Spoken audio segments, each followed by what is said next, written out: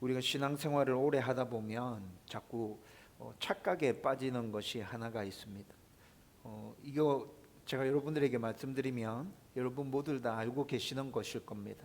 모르는 게 아니에요. 그런데 어느 순간 방심하거나 마음을 놓고 지나는 순간에 슬며시 우리 마음에 들어와서 우리의 생각과 우리의 의지와 우리의 모든 것들을 다 집어삼키고 이렇게 살아가도록 만드는 것이 있죠.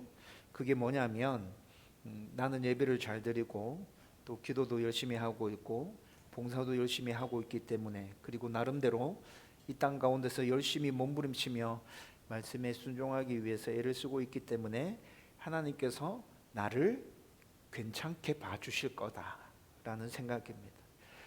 여러분, 물론 신앙생활을 함에 있어서 신앙생활 열심히 하는 것 정말 중요한 일이죠. 예배 잘 드리는 것도 중요하고 또 우리의 필요를 구하고 하나님의 나라의 굳건한 세움을 위해서 열심히 기도하는 것도 중요하고 또 교회를 건강하게 세워가기 위하여 봉사하고 또 나름대로 말씀을 붙들고 치열하게 순종하면서 살아가는 이 모든 신앙의 생활은 정말 중요합니다. 그런데 여러분, 이렇게 신앙생활을 하고 있는 나의 모습을 빌미로 삼아서 이런 것들 때문에 하나님께서 나를 예쁘게 봐주실 거야 라고 생각하는 것은 우리의 착각이라는 것이죠.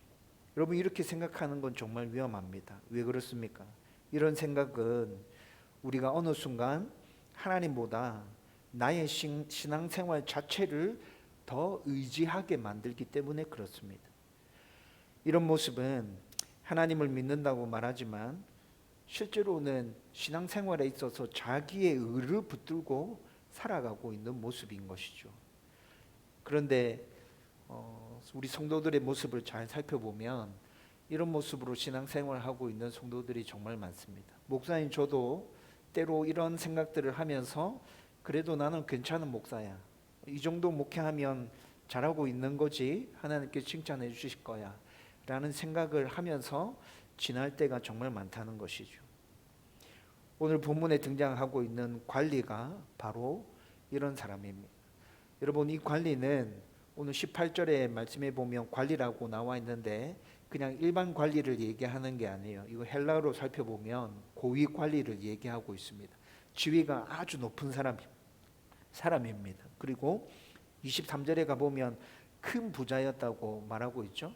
재산이 엄청나게 많습니다. 지금 우리로 따진다면 적어도 몇백억 원의 재산을 가지고 있는 사람이라는 말이에요. 그는 젊고 성공했고 도덕적으로도 상당히 바른 사람입니다. 게다가 그는 일반 사람들보다 영생에 더 관심을 가지고 있습니다. 그래서 그는 예수님을 직접 찾아와서 어떻게 해야 영생을 얻습니까? 라고 물을 정도로 신앙과 영생에 있어서 굉장히 진지한 모습을 보여주고 있습니다. 여러분, 제가 방금 말씀드렸잖아요. 고위 관리입니다. 재산도 엄청나게 많습니다. 여러분, 이런 사람들이 부러울 게 있겠어요? 모자라는 게 있겠어요? 예수님이 등장하셔서 이 세상 가운데 떠들썩하게 만들고 막 사람들이 따라다닌다고 난리에 더라도 이 사람에게 있어서는 그게 큰 문제가 아닐 겁니다. 그냥 신경 꺼버리고 살아갈 수 있는 사람임에도 불구하고 신앙과 영생에 대한 그 궁금증을 가지고 예수님께 나온 사람이라는 것이죠. 오늘날로 치면 교회 안에서 굉장히 신앙이 좋은 사람입니다. 인품도 갖춰져 있고 그리고 신앙도 갖춰져 있고 그리고 실력도 갖춰져 있고 재산도 많고 모든 면에 있어서 남부러울 것이 없는, 여러분, 교회 안에서 신앙생활을 하고 있는 성도들, 대한민국을 통틀어서라도 이런 사람 찾으려고 하면 굉장히 어려울 거예요.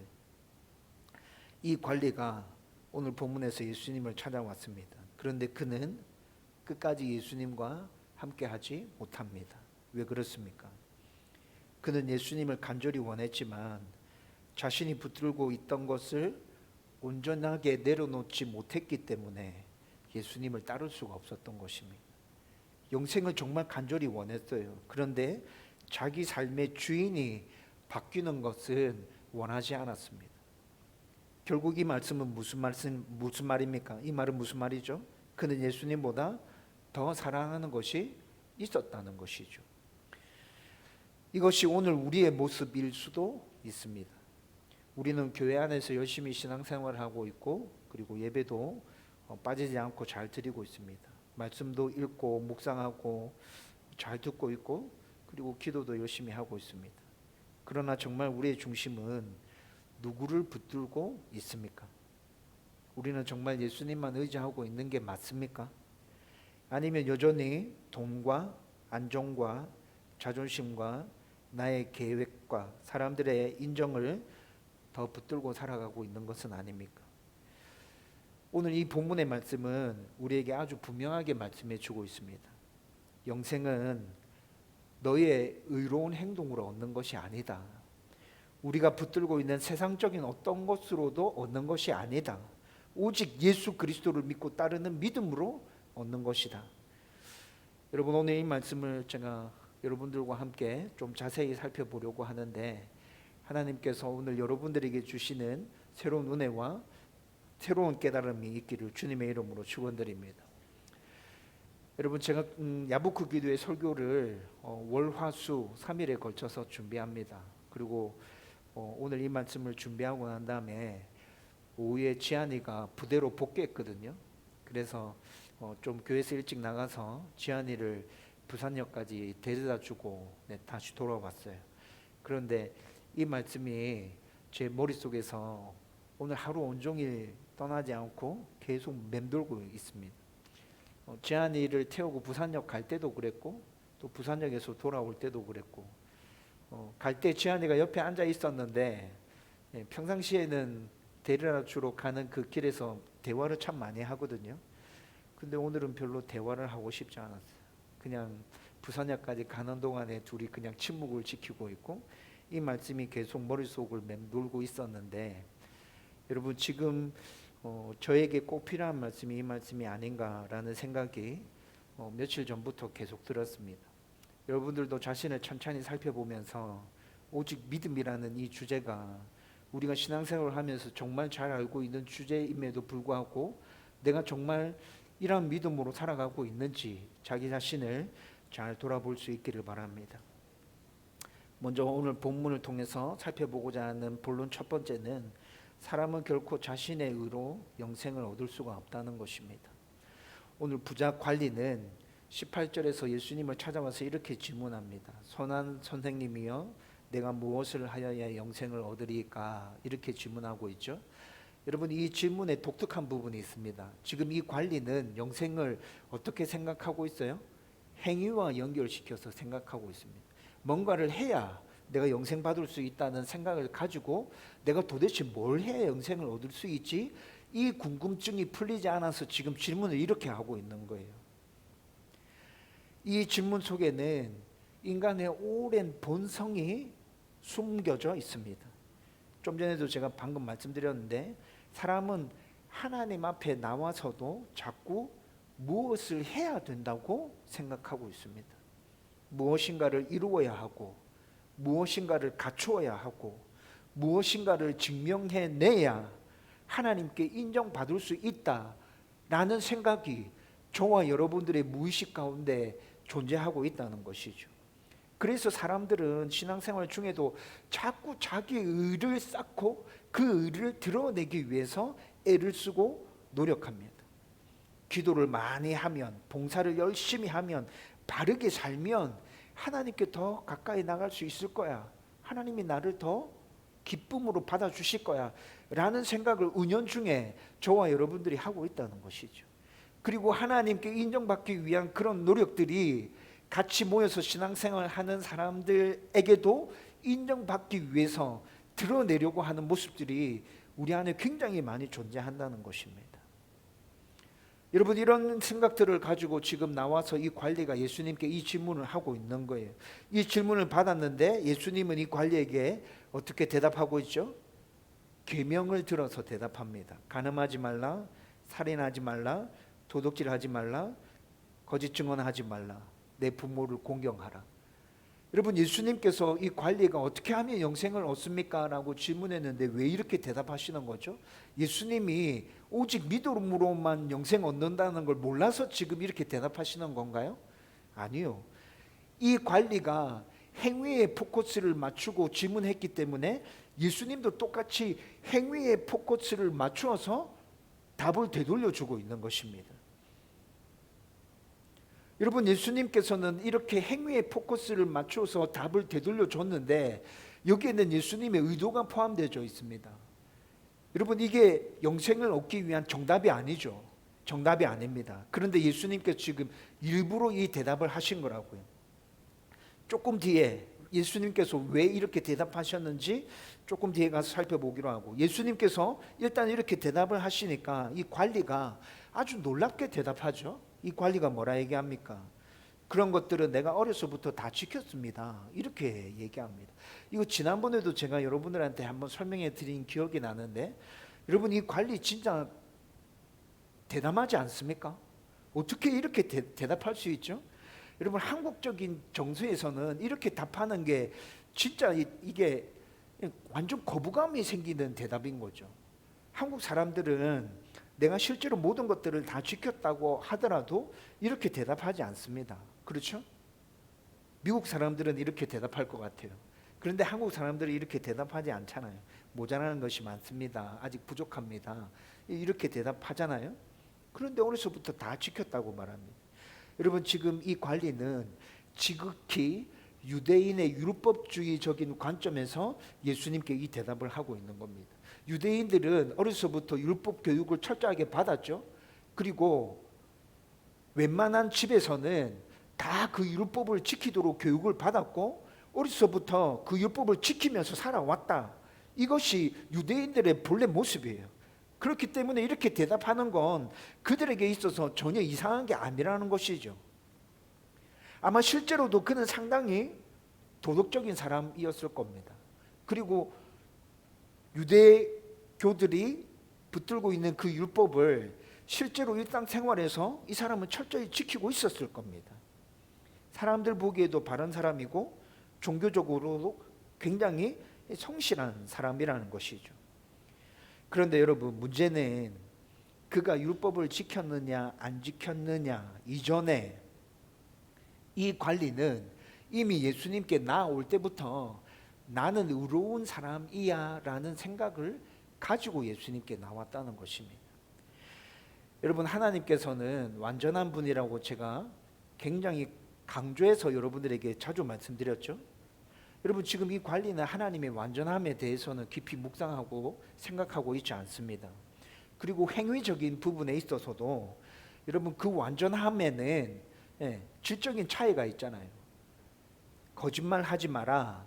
여러분, 예수님께서 이 계명을 지켜라고 말씀하셨는데 나는 그 계명을 지켰습니다. 이 관리가 지금 그렇게 얘기했죠.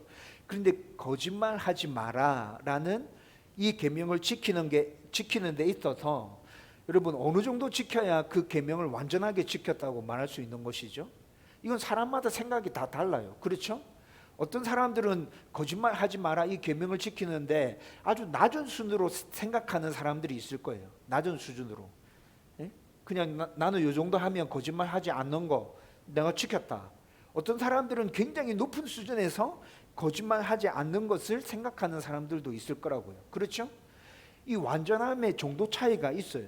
하나님의 완전함에 대해서도 이 관리는 생각하고 있지 않고, 그리고 행위적인 부분에 있어서도 사람마다 그 완전함의 수준 차이가 있다는 것에 대해서 이 관리는 지금 생각하고 있지 않아요. 그래서 이렇게 답하고 있다는 것이죠. 그리고 나올 때부터, 예수님께 나올 때부터 나는 의로운 사람이야 라는 기본적인 생각을 바탕에 깔고 예수님께 나왔다는 것입니다. 그래서 그는 하나님 앞에서 자신이 신앙적으로 잘 준비된 사람이라고 스스로 자부하면서 예수님께 나는 다 지켰습니다 자랑하듯이 지금 대답한 것입니다. 그런데 예수님께서는 계명을 지키라 라고 말씀하신 이유, 행위에 초점을 두고 이렇게 대답하신 이유가 뭐냐면 이 사람을 율법으로 구원하기 위해서가 아닙니다. 율법으로 사람이 구원받을 수 없죠. 그렇죠? 율법을 통해서 예수님은 그의 진짜 본래 모습을 드러내기 위해서 지금 이렇게 말씀하고 계시는 거라고요. 여러분, 율법은 절대 우리를 구원하는 사다리가 아닙니다. 율법이 사다리를 타고 하나님께 올라갈 수 있습니까? 절대 올라갈 수 없습니다. 여러분, 로마서 3장 20절에서는 율법은 단지 우리의 죄를 드러낼 뿐이라고 얘기합니다. 하나님은 좀 전에도 말씀드렸잖아요. 완전하신 분이라고. 여러분, 하나님의 완전하심과 전지전능하심에 대해서 여러분들은 날마다 더 깊이 묵상하고 생각할 수 있기를 부탁드립니다. 하나님의 완전하심과 전지전능하심이 도대체 어느 정도인지 여러분, 우리가 죽을 때까지 묵상하고 생각해도 그 하나님의 완전하심을 우리는 깨달을 수 없다고요. 우리 안에 그 완전함을 담아낼 수 없어요. 그런데 그 완전하신 하나님이 우리에게 말씀합니다. 하나님을 온전히 사랑하고 붙들고 순종하라고 말씀합니다. 그런데 이 유대인이 대답합니다. 저는 그렇게 했습니다. 여러분, 실제로 그렇게 했다 할지라도 여러분, 질적인 측면에서 그 완전함이 도대체 어느 정도까지 이르러야 하나님의 완전하심에 도달할 수 있는 것이죠? 제가 이거 여러분들에게 진짜 자주 설명해 드린 거죠. 여러분, 도대체 우리의 완전함과 하나님의 완전함을 비교할 수 있습니까? 우리의 완전함과 하나님의 완전함은 비교할 수 없다고요. 우리가 아무리 완전하다 말한다 할지라도 우리의 모든 것들은 하나님께 합당하지 않습니다. 하나님께서 받으실 만한 것이 아닙니다. 우리의 어떠함으로는 하나님께 도달할 수 있는 방법이 없다고요. 그래서 구원은 오직 은혜이며 오직 믿음으로만 받을 수 있도록 하나님께서 만들어 주신 것입니다.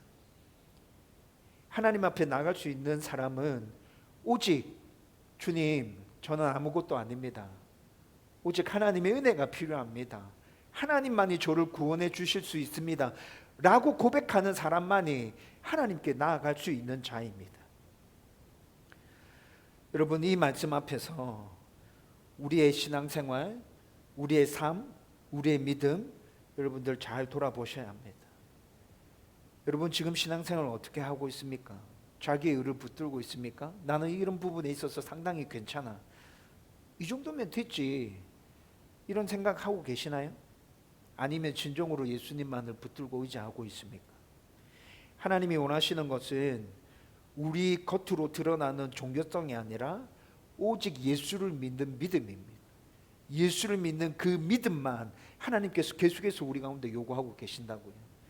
이를 잘 기억하고 가슴에 새길 수 있기를 주님의 이름으로 축원드립니다. 두 번째로, 예수님은 우리의 진짜 주인이 무엇인지 드러내십니다. 예수님은 그의 대답을 들으신 후에 22절 말씀으로 그의 중심 안에 들어있는 진짜 주인이 무엇인지 드러내고 계십니다. 22절 이렇게 얘기했죠. 예수께서 이 말을 들으시고 이르시되 내가 아직도 한 가지 부족한 것이 있으니 내게 있는 것을 다 팔아 가난한 자들에게 나누어 주라. 그리하면 하늘에서 내게 보화가 있으리라. 이렇게 말씀하십니다. 여러분, 많은 사람들은 22절의 이 말씀을 단순하게 그냥 들려오는 대로 재물을 다 버려야 구원받을 수 있는 것이구나 라고 오해하기도 합니다. 그러나 예수님이 말씀하시는 핵심은 재산 자체가 아닙니다. 예수님은 이 사람의 진짜 주인이 무엇인지 이 말씀을 통해서 지금 드러내신 거라고요.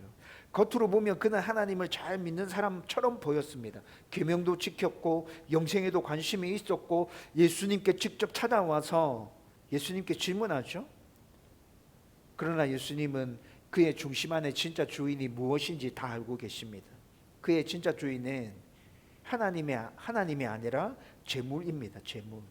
그래서 예수님께서 그 물질을, 그 재물을 지금 내려놓으라 말씀하신 것입니다. 그랬더니 그의 중심이 이렇게 드러났죠.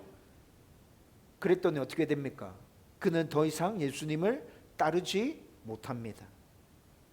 왜냐하면 재물을 잃은 것이 너무 두려웠기 때문입니다. 여러분, 그의 안정과 그의 자부심과 그의 신앙과 그의 영생에 대한 관심과 그의 미래, 모든 것들이 재물 위에서 올라가 있었습니다. 이것이 바로 성경이 말씀하는 우상이죠. 성경이 말씀하는 우상이 이것입니다. 우상은 꼭 눈에 보이는 어떤 형상이 아닙니다. 하나님보다 더 사랑하는 것, 하나님보다 더 의지하는 것, 하나님보다 더 두려워하는 것, 그것이 바로 우상입니다. 어떤 사람에게는 돈이 우상이고 어떤 사람에게는 자녀가 우상입니다. 어떤 사람에게는 인정받고 싶은 마음, 어떤 사람에게는 자기 계획과 안정감, 이것이 우상입니다. 문제는 이것이 있느냐 없느냐가 아니라 그것이 하나님보다 더 중요한 자리에 올라가 있느냐, 이것이 진짜 중요한 문제입니다. 여러분, 돈 필요합니까? 돈 필요하지 않습니까? 돈 필요하죠. 돈 좋아합니다. 네. 그런데 돈이 하나님보다 더 위에 올라가 있으면 안 되죠. 자녀 소중하지 않습니까? 네. 제 자녀 엄청 소중합니다. 요즘 지우리 때문에 조금 머리가 아프긴 한데, 네.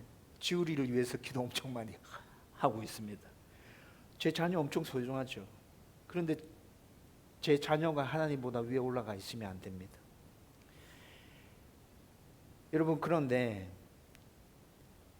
이 말씀을 이렇게 준비하고 난 다음에 한동안 제 모습들을 돌아보면서 지금 현재 제 안에 우상이 있음을 월요일날, 화요일날, 수요일날 말씀을 준비하는 가운데 제가 알게 되었습니다. 3월달부터 특별한 계기가 있었습니다. 특별한 계기가 있었는데 3월달부터 돈에 대한 생각을 제가 너무 많이 하고 있는 것 같아요. 여러분, 현재 저의 우상은 돈입니다. 근데 이 말씀을 준비하면서 하나님께서 그걸 저한테 보여주셨어요. 너 지금 우상 있어. 근데 3월달부터 왜 그렇게 돈에 대한 생각이 제 머릿속에서 떠나지 않는지 진짜 미치고 환장하겠습니다. 근데 그게 이 말씀을 준비하면서 지금 현재 나의 우상으로 내 마음 가운데 자리 잡고 있다는 걸 제가 알겠더라고요. 하나님께서 그걸 보여주셨어요. 여러분, 목사도 이렇습니다. 목사도 이렇다고요.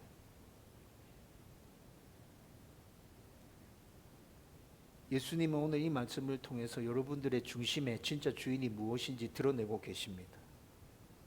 우리는 예수님을 믿는다고 말하지만 정말 예수님만을 붙들고 있는 게 맞습니까? 아니면 여전히 다른 것을 더 의지하고 살아가고 있는 건 아닙니까? 믿음은 단순히 교회를 오래 다녔고 봉사 많이 하는 것이 아닙니다. 믿음은 예수님보다 더 붙들고 있던 것을 내려놓고 주님을 따르는 것이 진짜 믿음입니다. 그래서 여기서 우리는 꼭 기억해야 될 것이 있습니다.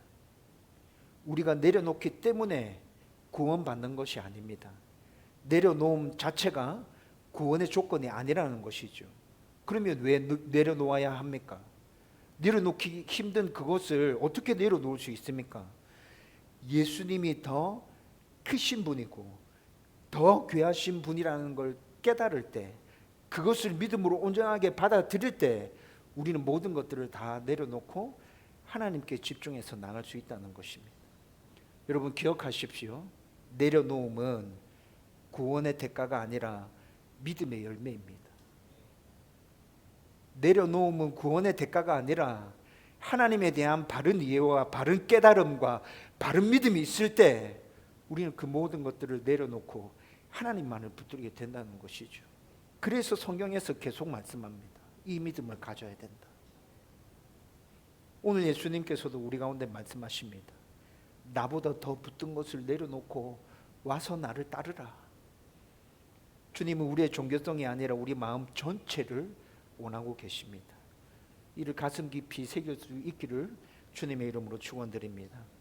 세 번째로, 결국 구원은 예수님만 붙드는 믿음입니다. 23절은 오늘 본문에서 가장 안타까운 장면입니다.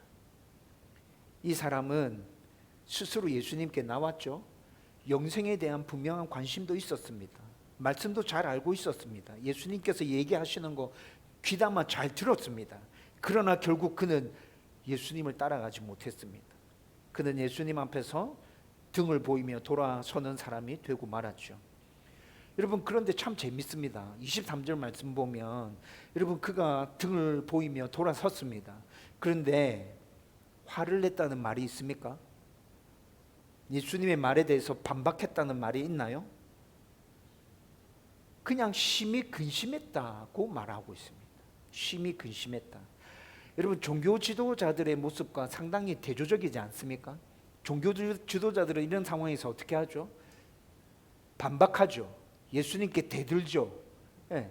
그렇게 하다가 말빨로 못 이기니까 어떻게 하죠? 죽이려고 작정하죠. 그렇죠?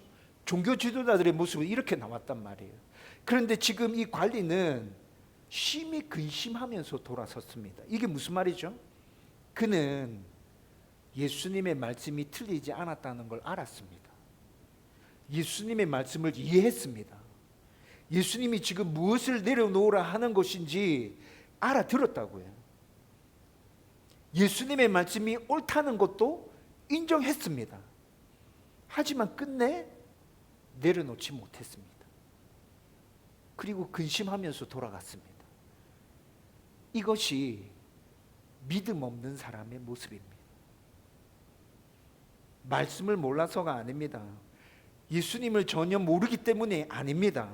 문제는 예수님보다 더 사랑하는 것을 내려놓지 못해서 근심하면서 떠나가는다고. 여러분, 그런데 교회 안에 이런 사람이 얼마나 많은지 모릅니다. 예수님은 지금 그에게 단순히 재산을 버리라고 말씀하시는 게 아니죠. 재산을 버리라가 핵심이 아닙니다. 재산을 버리라 말고 그 뒤에 뭐가 핵심이죠? 나를 따르라가 핵심입니다. 그러나 그는 예수님보다 재물을 더 중요하게 붙들고 있었기 때문에 예수님을 따를 수가 없는 것이죠. 그래서 두 주인을 섬길 수 없다는 말이 여기서 나오는 겁니다. 여러분, 두 주인을 섬긴다는 말은 무슨 말이에요? 예수님보다 더 중요하게 생각하는 뭔가가 있다는 말이거든요. 그래서 사람들은 항상 얘기합니다. 예수님만을 바라보고 따라야 된다. 아니요, 예수님, 이거 두 개 같이 붙들고 예수님이랑 이거랑 같이 붙들고 따라가면 되잖아요. 왜 꼭 이걸 버리라 하는 거죠? 여러분, 사람들은 이렇게 생각하잖아요. 그렇죠? 근데 결정적인 순간에 뭔가를 하나 버리고 선택해야 될 때 두 가지를 붙들고 있는 사람은 예수님을 버린다는 거예요. 예수님을 버린다는 거예요. 그래서 성경이 두 주인을 섬길 수 없다라고 말씀하는 것입니다. 오늘 우리는 입술로는 예수님을 믿는다고 말합니다. 그러나 실제 삶에서는 여전히 다른 것들을 더 의지하면서 살아갈 때가 진짜 많죠. 혹시 여러분들 지금이 그런 상황 아닙니까? 돈이 있어야 안심되고 사람이 인정해 줘야 마음이 평안하고 내 계획대로 되어야 안정을 느낍니다. 그래서 하나님께서 그것들을 내려놓게 하실 때 마음이 흔들리고 불안하고 초조해집니다. 그러나 참된 믿음은 예수님 한 분이면 충분하다고 고백하는 것입니다. 내 손에 붙은 것이 아니라 예수님이 나의 생명이며 소망임을 고백하고 그것을 믿음으로 붙드는 것이 참된 믿음이라고요.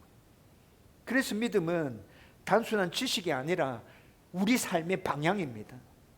예수님을 따라가는 것, 예수님을 바라보는 것, 어떤 상황 가운데서도 시선을 예수님에게서 떼지 않는 것.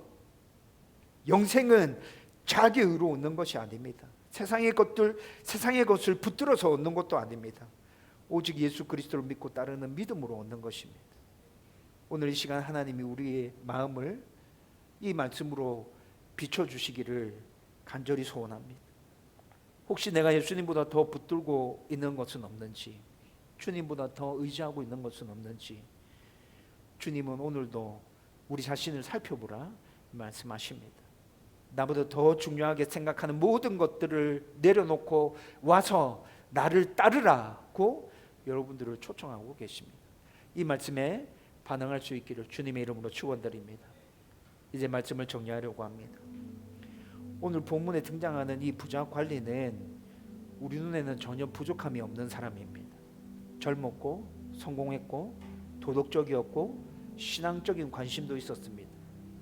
그러나 예수님은 그에게 아주 중요한 결정적인 한 가지를 지금 드러내시고 계시죠. 그게 뭡니까? 그는 예수님보다 더 사랑하는 것이 있었습니다. 그래서 그는 예수님 앞에까지 왔지만 끝내 예수님을 따르지 못했다고요. 오늘 이 말씀은 우리에게도 아주 중요한 질문을 던지고 있습니다. 너는 정말 무엇을 붙들고 살아가고 있니? 너 진짜 예수님 붙들고 살아가는 거 맞아? 이 질문을 지금 우리에게 던지고 있습니다. 우리는 예수님을 믿는다고 말하지만 실제로는 다른 것들을 더 의지하며 살아갈 때가 많습니다. 돈이, 내 계획이 이루어져야, 사람의 인정이, 이런 것들을 붙들고 살아갈 때 많잖아요. 그래서 하나님께서 그것들을 내려놓게 하시면 두려워하고 근심합니다. 그런데 오늘 말씀으로 하나님은 그런 우리의 모습을 보여주시면서 동시에 책망하는 것이 아니라 도리어 우리를 따뜻한 그분의 품으로 초청하고 계십니다. 와서 나를 따르라. 괜찮다. 돌이켜서 나를 따르면 된다. 예수님은 우리에게 무언가를 버리라고만 말씀하는 분이 아닙니다. 그보다도 더 좋은 것을 주시기 위해서 지금 우리를 초청하고 부르고 계시다는 것이죠. 세상 것을 붙드는 삶에서 벗어나서 영원한 생명을 얻는 길, 예수 안에 있는 모든 풍성한 영적인 복을 누리는 길로 우리를 초청하신다는 것입니다. 내 힘이 아니라, 내 의가 아니라, 내 소유가 아니라 오직 예수 그리스도를 붙드는 그 믿음으로 하나님은 우리에게 모든 것들을 주시겠다 말씀하고 계신 것입니다. 오늘 이 시간 하나님이 우리의 마음을 비춰주시기를 간절히 소망합니다. 혹시 내가 예수님보다 더 붙드는 것이 있다면 여러분 숨기지 마십시오. 합리화시키지 마십시오. 주님 앞에 다 내려놓으십시오. 우리가 내려놓기 때문에 구원받는 것이 아니라 예수님이 더 크신 분이시기 때문에, 더 귀한 분이기 때문에 우리가 내려놓을 수 있는 것이고, 그분 안에서 참된 영생을 누릴 수 있게 되는 것입니다. 저와 여러분들이 오늘 이 확신을 가지고 담대하게 하나님 은혜의 보좌 앞으로 나갈 수 있기를 주님의 이름으로 축원드립니다.